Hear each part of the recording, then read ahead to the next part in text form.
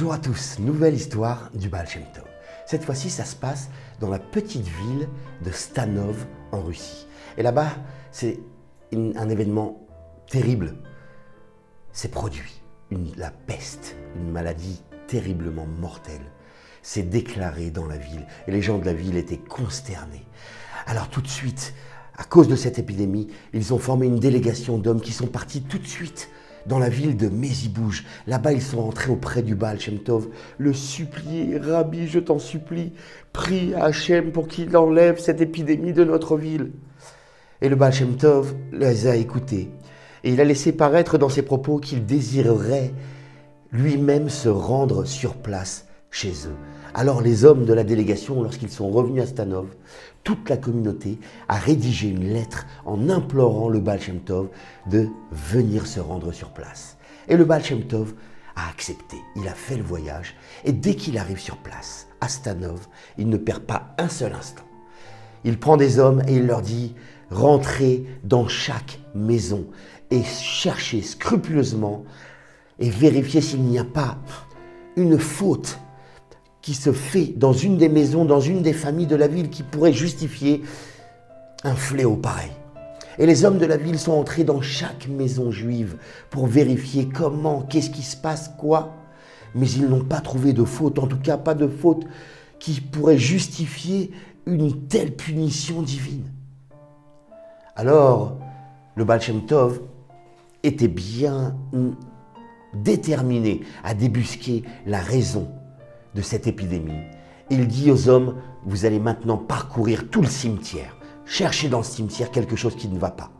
Et les hommes sont partis dans le cimetière et effectivement, ils ont découvert une tombe dont le nom était effacé par le temps, une vieille tombe. Et même la pierre, la stèle, était brisée et déplacée légèrement de sa place.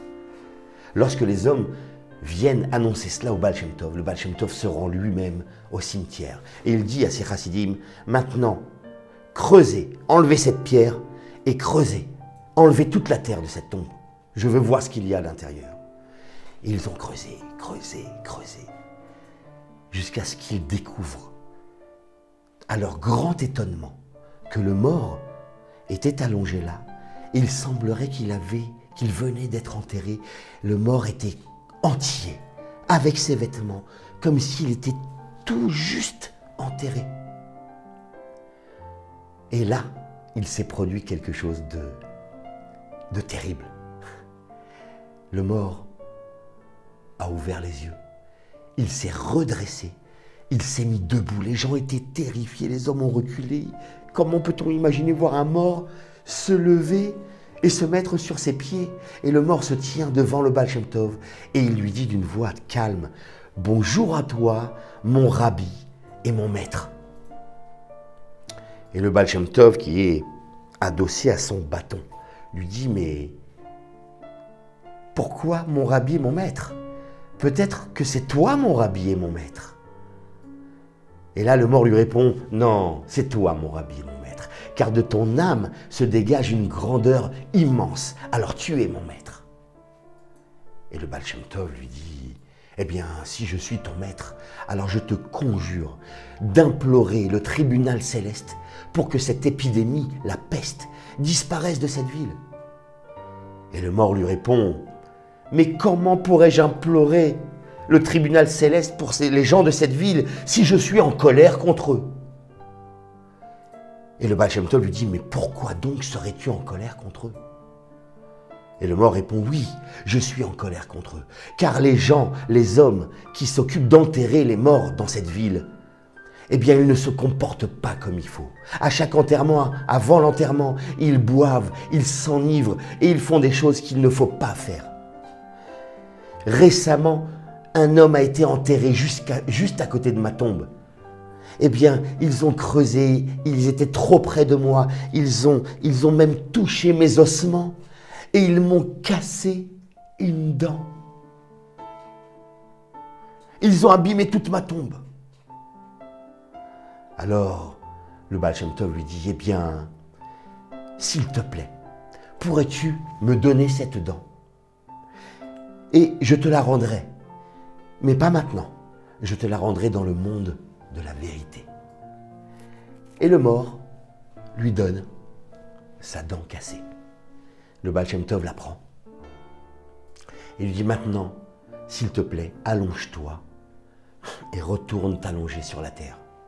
Le mort obéit, il s'allonge et le Baal Shem Tov dit à ses hommes, maintenant remettez la terre, recouvrez-le de terre, réparez la pierre, arrangez tout ce qu'il faut dans sa sépulture, qu'elle soit comme il faut. Et les hommes se sont activés, ils ont tout arrangé, ils ont remis une nouvelle pierre avec gravé de nouveau son nom comme il faut et toute la sépulture autour. Et dès ce moment-là, la peste avait disparu. Le Baal Shem Tov avait dit aux morts, s'il te plaît, prie au tribunal Sémet, demande à Hachem qu'il n'y ait plus 2 morts et 2 malades dans la même journée dans cette ville. Et dès que la tombe fut terminée et restaurée, l'épidémie avait disparu. Les gens de la ville, les gens qui s'occupaient d'enterrer les morts étaient honteux. Ils avaient honte, ils se sont rendus eux-mêmes auprès de la tombe et ont supplié le mort de pardonner, de leur pardonner et qu'à partir de dorénavant, ils feraient très attention, ils respecteraient chaque enterrement et chaque mise en terre dans ce cimetière. Et le Baal Shem Tov a tenu promesse, car au moment où lui-même s'apprêtait à mourir, il a exigé que cette dent cassée soit déposée sur lui dans la tombe avant d'être enterré. Voilà pour l'histoire. Il y a des choses à apprendre, il y en a beaucoup, mais je vous laisse le soin d'y réfléchir vous-même et je vous dis à très très bientôt. Laissez dans les commentaires ce que vous pensez de cette histoire et je vous dis à très bientôt pour une nouvelle histoire encore plus fabuleuse. Au revoir, bye bye.